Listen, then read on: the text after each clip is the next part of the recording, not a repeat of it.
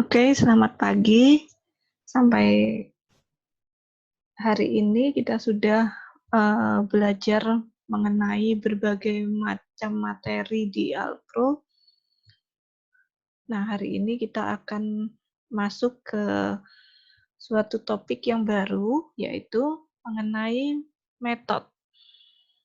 Jadi kalau Anda ingat, beberapa kali saya menyarankan pada saat mengerjakan latihan, untuk mengerjakannya itu tidak langsung semuanya jadi satu, tetapi kerjakan step by step. Jadi kalau ada satu soal, diselesaikan dulu, lalu diberi tanda gitu ya, ini soal tentang apa, lalu kemudian di bawahnya Anda kerjakan soal yang berikutnya. Jadi tidak semua pertanyaan dijadikan satu. Nah, itu tujuannya sebenarnya saya ingin mempersiapkan Anda masuk ke materi ini. Jadi, sebelum mempelajari metode, kita akan melihat dulu mengapa sebenarnya metode ini dirancang dan mengapa kita membutuhkannya. Jadi kalau Anda sudah terbiasa membuat program, yang selama ini itu tidak terlalu panjang dan kompleks ya. Terkadang pada suatu saat kita akan membuat program yang panjang dan kompleks. Yang seperti saya sebutkan tadi, dalam satu bagian itu banyak sekali hal yang dikerjakan, mungkin ribuan, bahkan puluhan ribu, bahkan mungkin ratusan ribu baris.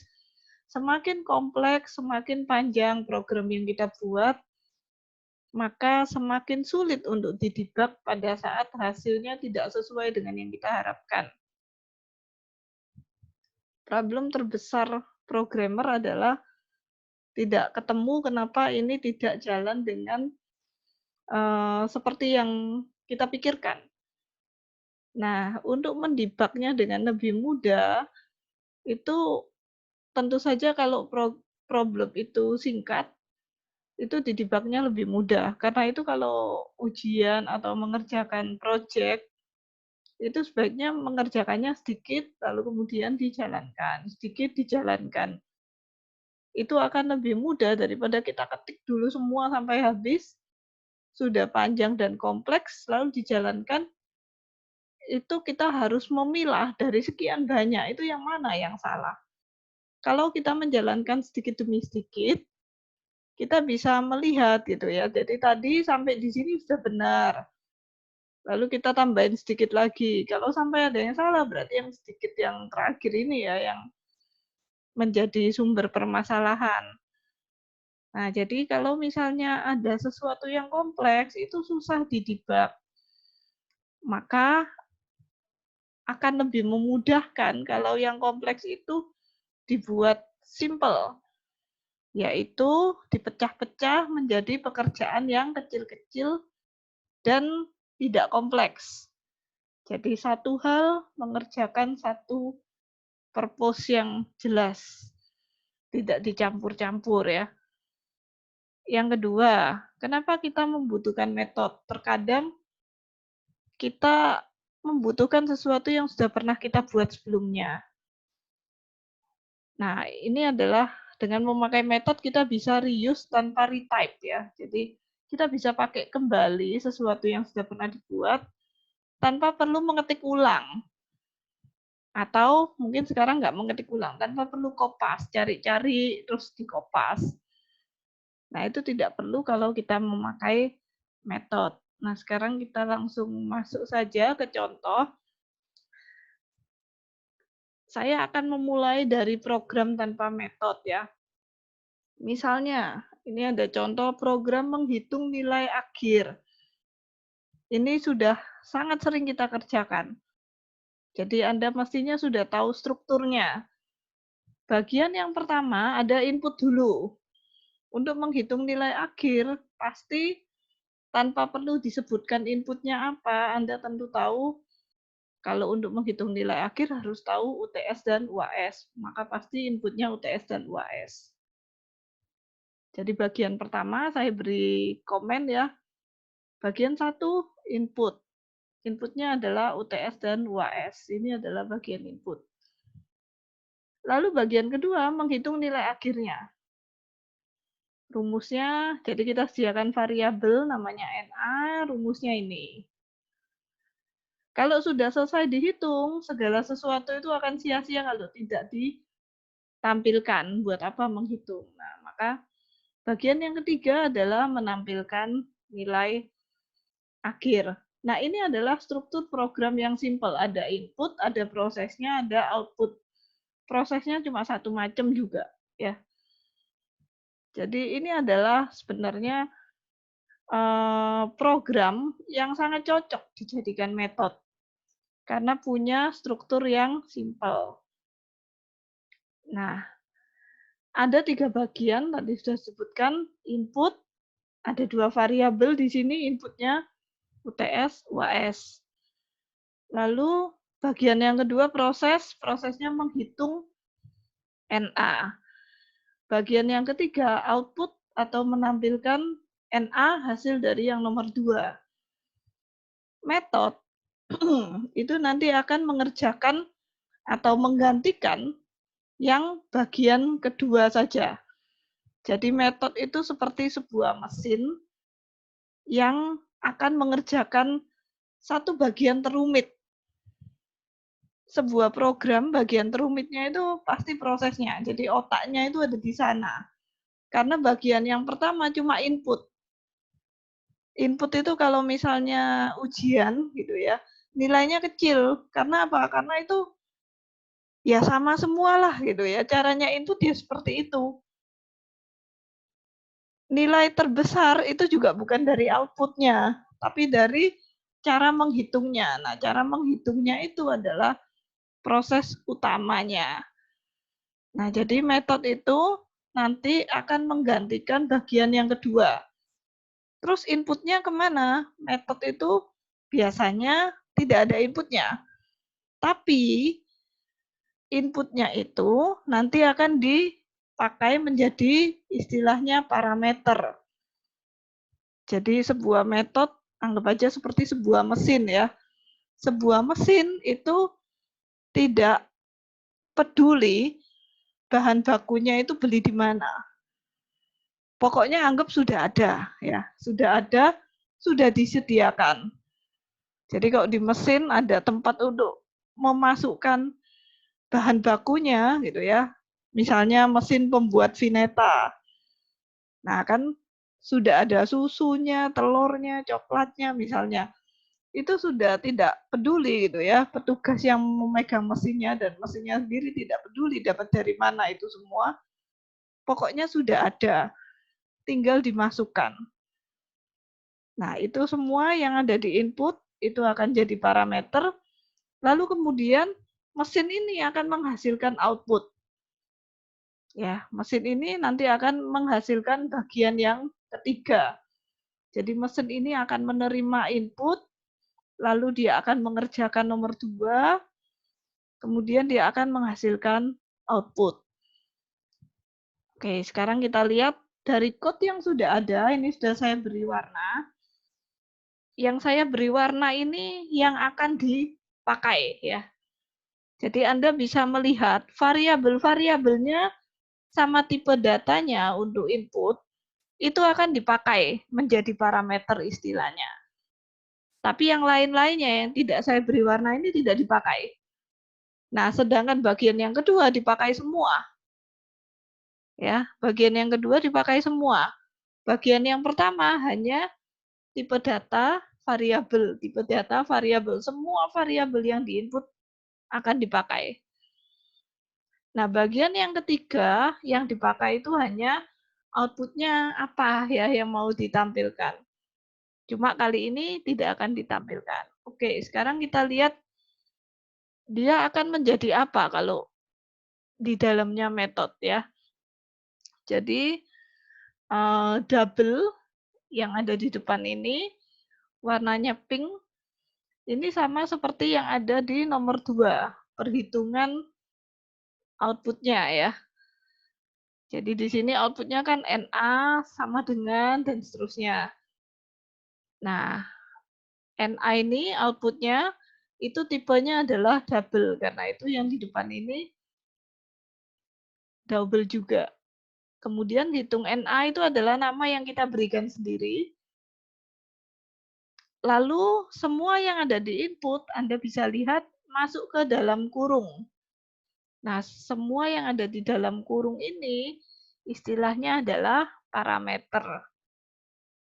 Kalau lebih dari satu dipisahkan dengan tanda koma. Lalu semua yang ada di nomor 2 akan dimasukkan ke dalam kurung kurawal. Jadi kalau ada 10 baris ya 10-10-nya bisa masuk biasanya. Lalu jangan lupa karena bagian menampilkan tidak ada, kita bukan menampilkan tetapi kita menyatakan kita mengeluarkan hasil ini.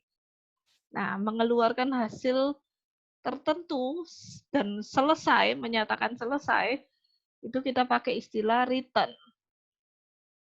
Return ini harus diletakkan benar-benar paling terakhir dari metode ya. Karena return itu artinya balik. Selesai, kalau sudah selesai pulang ya, kalau urusannya sudah selesai kembali. Jadi harus diletakkan paling akhir. Kalau tidak diletakkan paling akhir, maka semua yang ada di bawahnya return itu tidak akan dikerjakan. Karena kan sudah balik. Jadi kalau ada pekerjaan yang diletakkan di bawah return, ya sudah kembali. Udah nggak bisa dikerjakan lagi. Nah, return ini sambil bawa apa? Kembali tidak dengan tangan kosong, tapi dengan membawa output-nya apa. Di sini yang mau tampilkan dan jadi output-nya adalah NA. Warnanya hijau ya. Maka saya letakkan di sini. Nah, saya harap Anda bisa melihat polanya. Lalu kemudian ini makainya bagaimana? Nah, ini saya copy, fungsinya ada di kiri. Kalau sudah punya fungsi ini, maka programnya tadi bisa sedikit diubah. Bagian perhitungan itu diganti ya. Inputnya tetap, outputnya tetap juga. Yang berubah adalah bagian perhitungan bukan sama dengan perhitungannya, tetapi sama dengan hitung NA. Lalu yang ada di dalam kurung ini adalah input dan semua inputnya ya. Inputnya kan UTS, UAS. Nah ini contoh pemakaian metode. Kalau tadi contoh pembuatan metode. Nah, cara membuat atau cara memakainya itu bisa berbeda-beda ya. Jadi yang pertama tadi langsung double NA sama dengan hitung NA. Sebenarnya itu kita membuat variabel double NA. Ini kurang titik koma ya. Bisa tambahkan titik koma di sini. Jadi sebenarnya kita bisa buat dulu variabelnya baru hitung. Sengaja saya berikan contoh ini supaya tidak salah kaprah. Dikira kalau mau pakai fungsi harus buat variabel baru. Enggak ya. Jadi pakai variabel yang sudah ada juga enggak apa-apa. Yang ketiga, bisa saja tanpa variabel, tapi langsung dipakai. Karena hitung NA ini akan menghasilkan suatu angka, menghasilkan suatu nilai NA yang bisa langsung ditampilkan.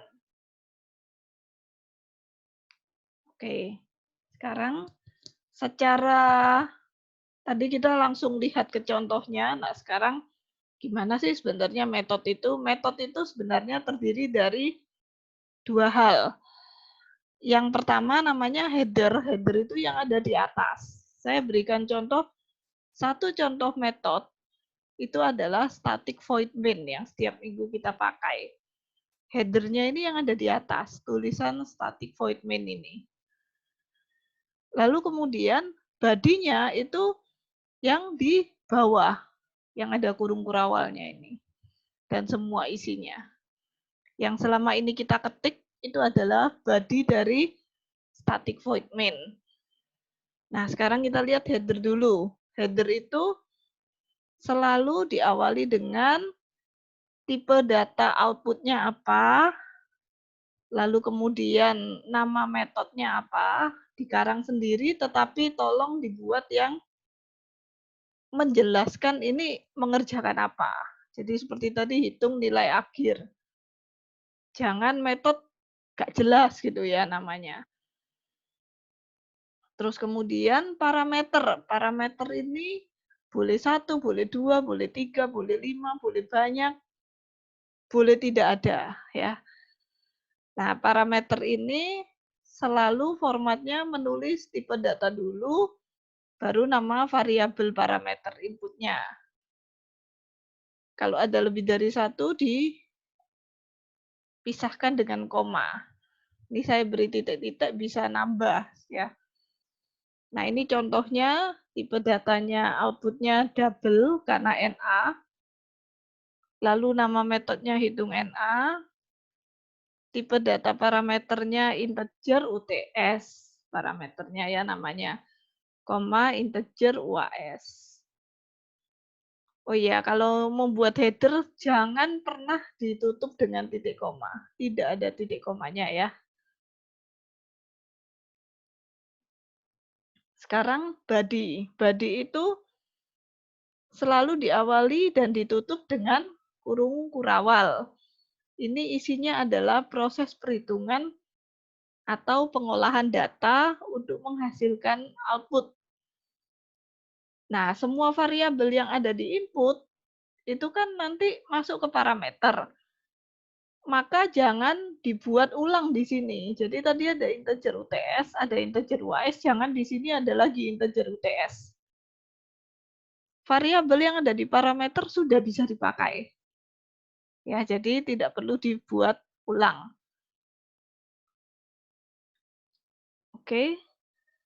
Nah, ini contohnya ya. Khusus karena kita memakai static void main, jadi di depannya void main ada static, ya kan? Maka semua metode kita di sini sementara diberi awalan static juga supaya bisa dipakai di yang static juga ya. Supaya bisa dipakai di static void main. Nah, ini contohnya header-nya yang atas ini, body-nya yang bawah ya. Nah, mari kita lihat di mana sih kita akan membuat metode itu kalau di Visual Studio. Oke, ini contohnya. Kalau kita sudah punya kelas program, maka kita membuat metode itu di luarnya static void main. Ya, saya di sini letakkan di bawahnya. Jadi ini sudah kurung kurawal tutupnya static void main.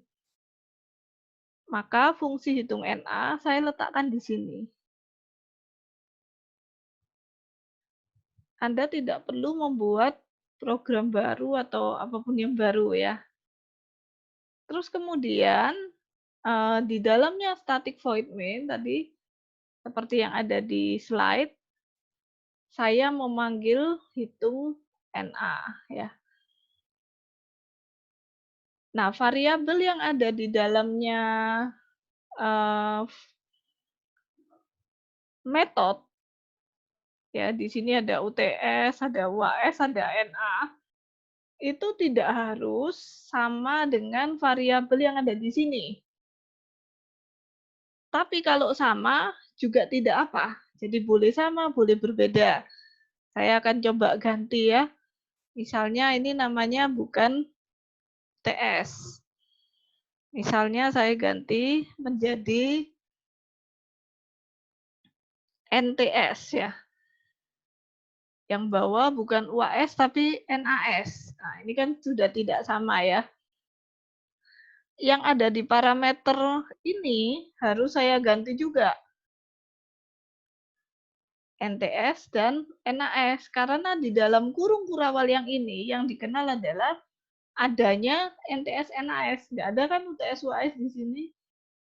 Tapi kalau yang di bawah boleh tetap pakai UTS dan UAS, karena setelah kurung kurawal tutup, udah nggak ada hubungannya lagi ya. Jadi variabel ini boleh sama, boleh beda. Di sini juga ini namanya NA. Kalau mau saya boleh ganti jadi nilai. Seperti ini ya. Nah, ini tidak akan salah. Jadi ini tetap benar walaupun namanya tidak sama. Tapi kalau namanya sama juga tidak apa. Jadi misalnya Anda takut atau ya bukan takut ya, tapi lebih mudah kalau namanya sama karena gampang mengingatnya misalnya. Boleh, namanya sama juga nggak apa. Walaupun namanya sama, ini nanti tempatnya berbeda, variabelnya berbeda ya. Cuma namanya saja yang sama.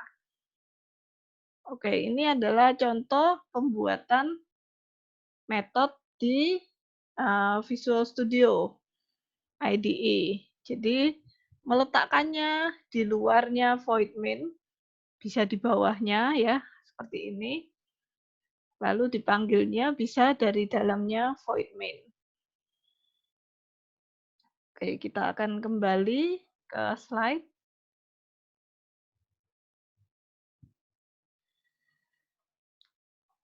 Oke, ini tadi yang bagian menghitung ya. Input biasanya dimasukkan jadi parameter, dan seperti saya sebutkan tadi, tidak harus sama namanya, hanya saja kalau kita mau memakai UTS dan UAS tadi, tentu harus dibuat dulu variabelnya dan diisi dulu kalau yang input ya. Jangan sampai tidak diisi terus sudah panggil fungsinya. Kan tuh seperti bahan bakunya nggak ada ya. Bahan baku sudah siap dulu. Ada bagian yang menginputkan dulu. Sedangkan untuk menampung outputnya harus disediakan variabelnya dulu. Nah, untuk latihan yang pertama ini hanya membuat header. Jadi cuma satu baris setiap soal ya. Bagaimana header untuk menghitung luas persegi panjang. Yang kedua, bagaimana header dari metode untuk menghitung biaya cicilan per bulan. Dan seterusnya ya. Menentukan sebuah bilangan prima atau bukan. Nah, untuk setiap header itu berarti kita harus tahu ini inputnya apa. Semua inputnya masuk ke kurung ya. Terus kita harus tahu ini outputnya apa tipenya. Misalnya menghitung luas persegi panjang. Inputnya panjang dan lebar. Nah, panjang dan lebar itu apa? Integer kan misalnya. Atau double juga boleh. Itu masuk di kurungnya. Kemudian outputnya apa? Menghitung luas persegi panjang. Bisa double, bisa integer juga. Nah, outputnya itu dituliskan di depannya nama fungsi sesudah kata statik ya.